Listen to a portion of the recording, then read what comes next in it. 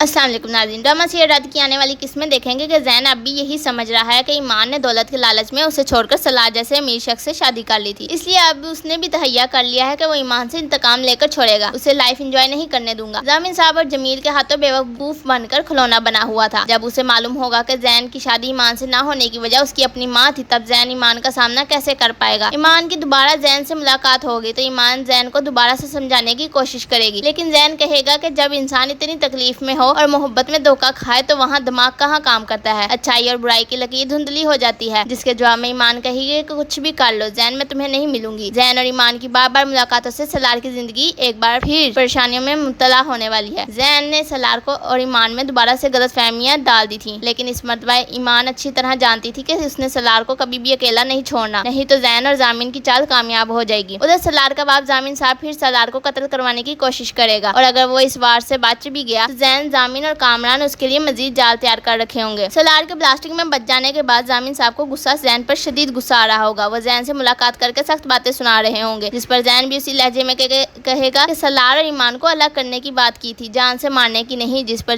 ضامن صاحب سخت مایوس ہوں گے، کیونکہ ضامن صاحب کے پاس آخری پتہ تو زین ہی تھا، اگر یہ بھی کٹ گیا تو ضامن صاحب کی زندگی جیل میں گزرنے والی ہے۔ کیا ضامن بیرون ملک فرار ہو جائے گا یا سالار اس کی کوشش کو ناکام بنا دے گا؟ کمنٹس میں اپنی رائے ضرور دیجیے، اور اگر آپ نے میرے چینل کو سبسکرائب نہیں کیا ہوا تو مہربانی کر کے اسے سبسکرائب کر دیں۔ شکریہ۔